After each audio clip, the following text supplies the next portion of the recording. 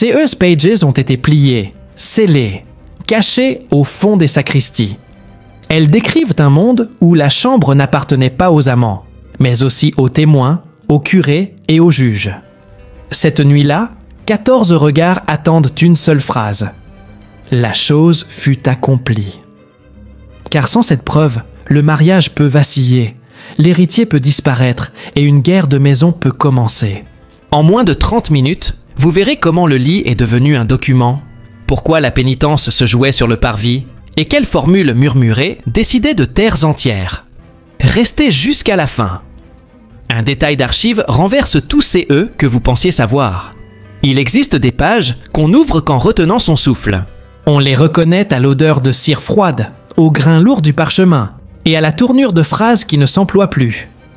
Elles ne racontent ni les batailles, ni les couronnes, mais des chambres étroites, des draps, des anneaux, des signatures invisibles. Dans CS Pages, l'intime n'est pas un refuge. C'est un territoire que l'on inspecte. Le désir n'est pas supposé discret. Il est mesuré, constaté, parfois certifié avec la même solennité qu'un acte de propriété.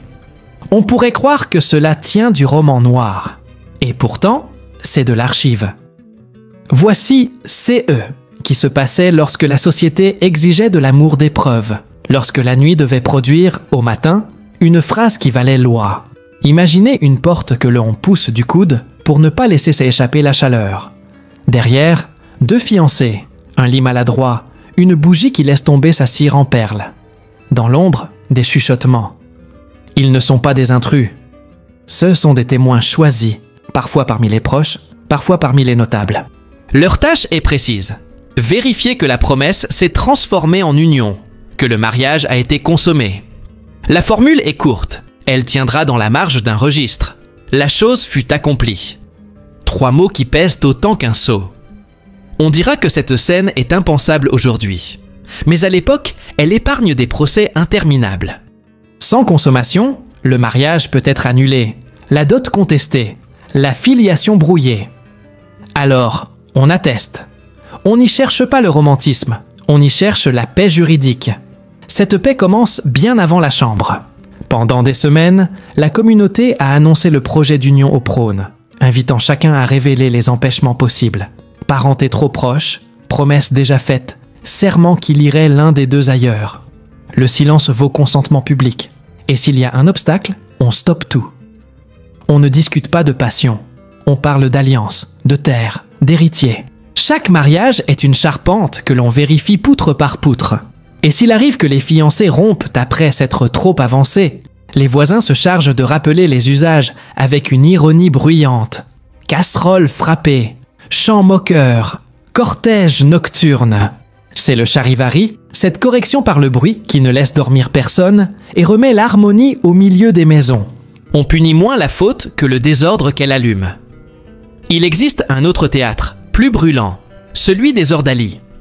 On demande au corps de parler là où les mots se contredisent. On plonge la main dans l'eau bouillante, on porte le fer rouge, on marche sur des charbons. Si la blessure cicatrise proprement, Dieu a tranché. Indécieuses épreuves n'ont pas concerné que les voleurs. Elles ont touché des affaires où l'intime était au cœur du litige. Fidélité suspecte, enfant contesté, promesses jurées puis reniées. L'ordalie s'efface peu à peu, critiquée, remplacée, mais laisse cette idée tenace. À certains moments, la vérité de la chambre doit produire une marque visible.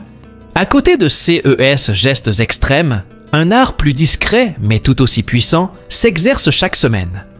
Celui de la pénitence. On confesse, on mesure, on prescrit. Des prières, des jeûnes, des aumônes. Parfois, des pas nus sur des pavés froids, une corde au cou, une chandelle entre les mains. Pour les fautes sexuelles, la pénitence devient spectacle social. On répare devant tous CE que on a désordonné en secret. On ne cherche pas l'humiliation pour elle-même. On fabrique un récit public où la faute est prise en charge jusqu'à sa clôture. Le pardon n'est pas un sentiment, c'est un protocole. La ville, elle, a SS propre rituel. Beaucoup préfèrent encadrer CE qu'ils ne peuvent supprimer. Des maisons de tolérance sont taxées, inspectées, assignées à des quartiers précis. On réglemente les jours, on note les frais, on croise la morale avec le budget. CE n'est ni apologie ni cécité, c'est de la gestion. Dans les colonnes d'un registre, le corps devient un poste de dépenses et de recettes. On pourrait s'indigner ou s'étonner. Les autorités, elles, évitent les émeutes et les chasses sans fin. Elles font entrer dans des cases CE, qui débordent par nature. Mais toutes les affaires ne se suspendent pas à un sceau. Certaines se résolvent dans une chambre transformée en salle d'instruction. Lorsque l'on conteste une consommation, lorsque l'on soupçonne un mariage blanc, ou lorsque la rumeur attaque un foyer, on convoque des femmes âgées, respectées, expérimentées, des matrones. Leurs yeux sont des instruments officiels. Elles observent, comparent, témoignent. Leur parole ne prétend pas à la science moderne. Elle appartient à un savoir social que la justice reconnaît dans les limites de son siècle. Elles tracent une frontière fragile entre l'invisible et l'attesté. Un oui prononcé par elles en vaut 100. Autour de CES actes réglés gravitent des croyances, des recettes, des essais. Dans certains récits, on parle d'un vin aux pierres, auquel on ajoute poudres et résines censées rendre la vigueur à la demande. Parfois, c'est un remède. Parfois, c'est un poison. L'Europe médiévale tâtonne avec des herbes et des traditions venues de loin. On évalue les résultats à l'œil nu. On confond les effets. On jure sur la rumeur. La frontière entre médecine et faute est poreuse. On peut vouloir prouver sa puissance et s'effondrer sous la table. Les convives se taisent, on cherche le coupable. Le banquet, censé proclamer la fécondité, se change en enquête. On se souvient non des plats, mais d'une coupe, d'une main, d'un regard qui s'est retiré trop vite. Au milieu de CES saines, des mythes tardifs se sont glissés, si bien qu'on peine à les déloger. La ceinture de chasteté, par exemple, est devenue dans l'imaginaire moderne un symbole obsédant. Les sources médiévales, elles, n'en font pas un usage courant et ancien. CE sont plutôt des pièces fabriquées beaucoup plus tard, des exagérations romantiques, des récupérations muséales. A l'inverse, la preuve du lit, elle, existe bel et bien dans des cas précis. Non pas comme un voyeurisme codifié, mais comme une procédure légale pour trancher des conflits. Quant au fameux droit de cuissage, souvent évoqué comme un privilège systématique, les documents ne l'installent pas comme une règle établie. On rencontre des abus, des violences, des dominations, mais pas CE droit uniforme, et écrit tel que le fantasme l'imagine. L'archive force à distinguer entre CE qui a eu lieu, CE qu'on a cru, et CE que les siècles suivants ont projeté en retour. Plus près des foyers, une force lente travaille chaque histoire. La rumeur. Elle commence par un froncement de sourcils, devant une porte qui a claqué trop tard. Elle continue avec une confidence anonyme, s'enfle au marché, prend la forme d'une plainte. Elle peut valoir plus qu'une amende. Elle colle à la peau comme une poussière que l'on ne balaie jamais tout à fait. Dans des dossiers, on lit des traces de CES murmures qui façonnent les destins. Un mari qui ne salue plus un voisin. Une femme qu'on ne place plus au premier rang. Un enfant qu'on regarde de biais. Le scandale est un incendie sans flamme, attisé par des gestes minuscules. À quoi ressemble un dossier quand on conteste un mariage pour non-consommation? D'abord, à un empilement de déclarations.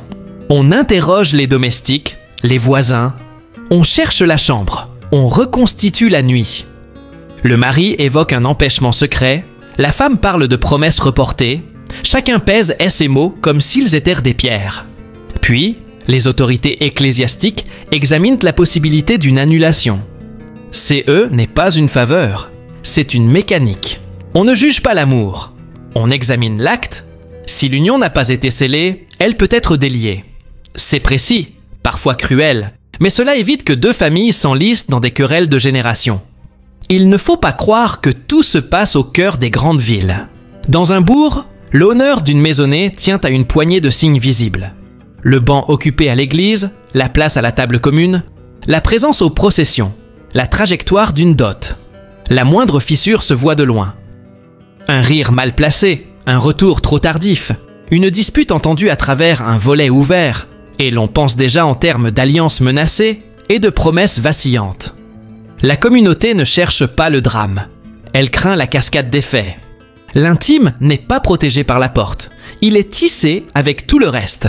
La nuit de noces revient souvent dans les dossiers, non qu'elle soit partout un théâtre public, mais parce qu'elle concentre des tensions juridiques. On demande parfois la présence de témoins, on entend des bruits, on attend un signe. Il ne s'agit pas toujours d'un regard direct, cela peut être un signal convenu, une parole, un objet. Au matin, on rapporte CE qui a été vu ou entendu, et la phrase « la chose fut accomplie » clôt le débat. Pensée anachronique ? Pas pour ceux qui vivent entourés de successions périlleuses et de dots fragiles. Cette phrase n'appartient pas au lit, elle appartient au contrat. Et si tout vacille, on rouvre la chambre, mais cette fois à la clarté d'un débat. On déplie le lit dans la salle commune pour reconstituer, on convoque mesures et souvenirs, on recoude un récit. Cela paraît intenable à nos habitudes. Pour eux, c'est une manière d'éviter les vengeances privées et de redonner à la paix sociale la place qu'elle a perdue pendant une nuit. La justice ne cherche pas à voir l'invisible. Elle veut stabiliser. Chaque élément devient une pierre dans un pont qu'il faut achever avant la prochaine crue. Les récits conservent aussi des caisses où le pouvoir municipal ou seigneurial a organisé l'intime à sa façon. On édicte des périodes d'abstinence autour des grandes fêtes. On punit le scandale plus que le plaisir. On demande aux tavernes de fermer plus tôt certains soirs. On surveille les fenêtres qui donnent sur la rue. On donnerait à ces règles le nom de prudence. Elles ne prétendent pas moraliser entièrement les maisons. Elles tentent de canaliser CE qui débordent au carrefour et dans les ruelles. Reste le vin aux pierres, revenu comme une ombre à plusieurs banquets. Il évoque la quête incessante d'un signe tangible de puissance. Un mari le réclame à voix basse. Un marchand le vend avec un clin d'œil. Un guérisseur l'augmente d'une herbe qui vient d'Orient. Parfois, tout le monde rit le lendemain. Parfois, on porte un corps. La ville hésite entre rire, pitié et colère. Les archives n'expliquent pas les ingrédients. Elles conservent des suites. Un enterrement trop rapide, une dispute entre familles, une plainte étouffée. Et au milieu, CE sentiment persistant que la preuve du désir, lorsqu'on veut la forcer, se retourne contre ceux qui la cherchent. Il y a, dans CE monde, des objets qui voyagent de dossier en dossier. Un anneau qui ne quitte jamais le doigt et devient argument. Un sachet retrouvé dans un coffre que l'on dit médicinal et que l'on accuse de maléfice. Un drap qu'on montre à des témoins sérieux et que l'on replie aussitôt. Une clé qui ouvre et ferme non seulement la porte, mais un récit entier. Ces objets n'ont pas d'âme. Ils ont une fonction. Ils transportent du pas privé au public CE que nul serment ne saurait assez convaincre. Pourtant, à force d'accumuler procédures et précautions, une évidence perce. La plupart des nuits ne figurent dans aucun registre. Elles ne produisent ni scandale, ni clause supplémentaire. Elles tissent silencieusement, CE, que l'histoire officielle oublie d'écrire. Des vies ordinaires dans une paix imparfaite. Si les archives débordent de rites étranges et de punitions, c'est parce qu'elles retiennent l'exception. Et l'exception, répétée 100 fois, finit par faire croire quelle était la règle. Dans CE labyrinthe, une expression revient, presque toujours au moment où l'on veut conclure, et elle vous semblera à la fois prosaïque et décisive. Elle ne dit pas « oui », elle ne dit pas « jure », elle dit « c'est fait ». 2 mots, un arrêt. Ils éteignent le tumulte des casseroles, ils renvoient les matrones chez elles, ils ferment la bouche aux envieux, ils rendent aux 2 maisons leur façade intacte. C'est peu pour clore tant de bruit, c'est pourtant tout CE qu'il fallait.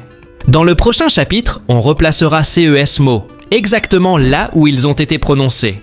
On suivra leur chemin des lèvres, au registre, et l'on comprendra pourquoi, à eux seuls, ils valent une dot, une terre, et parfois un royaume entier d'arrangements. Jusque-là, retenez ceci. Au Moyen-Âge, la chambre n'est pas qu'un meuble et des draps. C'est un document qui se rédige sans plume, et dont la communauté réclame la lecture. Le désir, lui, n'est pas une fièvre que l'on cache. C'est une force qu'on inscrit dans l'ordre, parfois avec tendresse, parfois avec dureté, toujours avec une attention qui peut nous troubler. Et lorsque la bougie s'éteint, CE n'est pas la nuit qui gagne. CE sont les registres qui se referment, en attendant que quelqu'un, un jour, ose les rouvrir.